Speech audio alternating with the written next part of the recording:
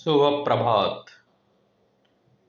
गीता स्वाध्याय श्लोक 13 से 25, अध्याय 13। केयं यत्तत्त्व प्रवक्ष्यामि यज्ञात्वामृतमश्नुते अनादिमत्परं ब्रह्म न सत्तन्नासदुच्यते। जो जानने योग्य है तथा जिसको जानकर मनुष्य परमानंद को प्राप्त होता है उसको भली भांति कहूँगा। वह अनादि वाला परम ब्रह्म न सत कहा जाता है न असत ही। सर्वतः पाणिपादं तत्सर्वतोच्छिशिरोमुखं सर्वतः श्रुतिमल्लोके सर्वमावृत्य तिष्ठति। वह सब ओर हाथ पैर वाला, सब ओर नेत्र सिर और मुख वाला तथा सब ओर कान वाला है, क्योंकि वह संसार में सबको व्याप्त करके स्थित है। सर्वेन्द्रिय गुणाभासं सर्वेन्द्रिय विवर्जितम् अशक्तं सर्ववृक्षैव निर्गुणं गुणभोक्तृ च। वह संपूर्ण इंद्रियों के विषयों को जानने वाला है, परंतु वास्तव में सब इंद्रियों से रहित है तथा आसक्ति रहित होने पर भी सबका धारण पोषण करने वाला और निर्गुण होने पर भी गुणों को भोगने वाला है। बहिरन्तश्च भूतानां चरं चरमेव च सूक्ष्मत्वात् तदभिज्ञेयं दूरस्थं चान्तिके च तत्। वे परमात्मा संपूर्ण प्राणियों के बाहर भीतर परिपूर्ण हैं और चर अचर प्राणियों के रूप में भी वे ही हैं, एवं दूर से दूर तथा नजदीक से नजदीक भी वे ही हैं। वे अत्यंत सूक्ष्म होने से जानने का विषय नहीं हैं। अविभक्तं च भूतेषु विभक्तमेव च स्थितं भूतभर्तृ च तज्ज्ञेयं ग्रसिष्णु प्रभविष्णु च। वे परमात्मा स्वयं विभाग रहित होते हुए भी संपूर्ण प्राणियों में विभक्त की तरह स्थित हैं। वे जानने योग्य परमात्मा ही संपूर्ण प्राणियों को उत्पन्न करने वाले, उनका भरण पोषण करने वाले और संहार करने वाले हैं। ज्योतिषामपि तज्ज्योतिस्तमसः परमुच्यते ज्ञानं ज्ञेयं ज्ञानगम्यं हृदि सर्वस्य विष्ठितम्। वह परमात्मा संपूर्ण ज्योतियों का भी ज्योति और अज्ञान से अत्यंत परे कहा गया है।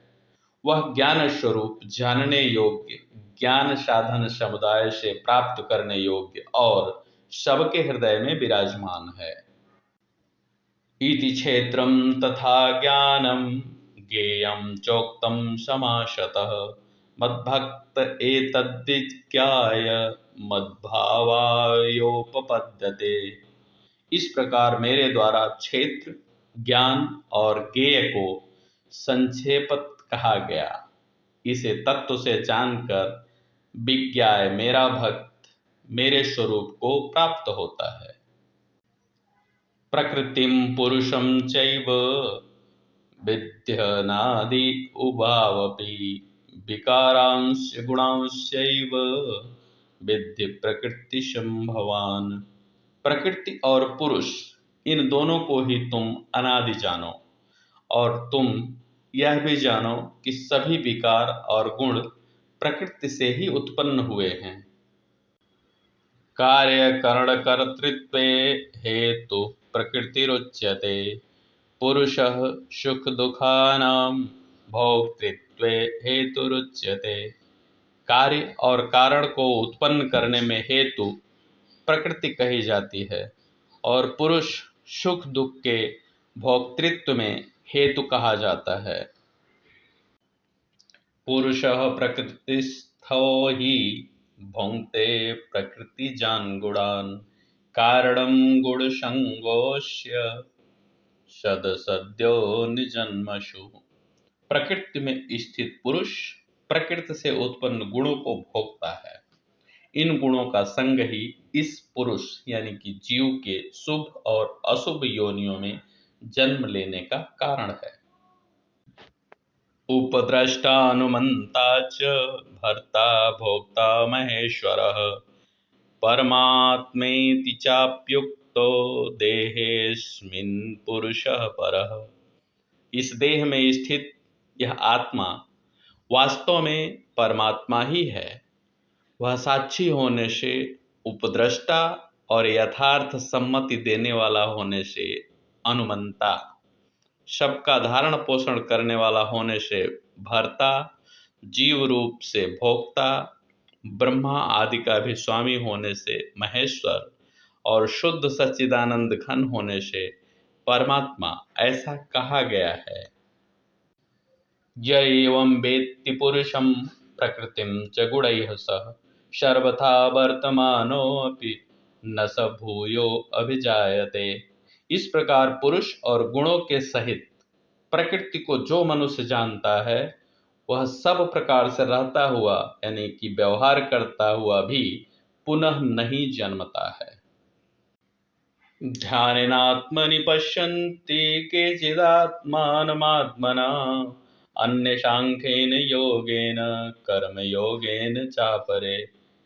कई मनुष्य ध्यान योग के द्वारा, कई सांख्य योग के द्वारा और कई कर्म योग के द्वारा अपने आप से, अपने आप में परमात्म तत्व का अनुभव करते हैं। आज विजयादशमी है। इस विजयादशमी का जो सार तत्व है वह यह है कि हर व्यक्ति आत्मस्वरूप होकर मन सहित अपने अन्य इंद्रियों को बस में करे, नियंत्रण करे उस पर, और आत्म तत्व के साथ साथ परमात्म तत्व को अनुभूत करे, महसूस करे। आइए आज हम संकल्प लें कि हम अपने इंद्रियों को नियंत्रित करते हुए जीवन में योग के माध्यम से परमात्म तत्व को समझेंगे।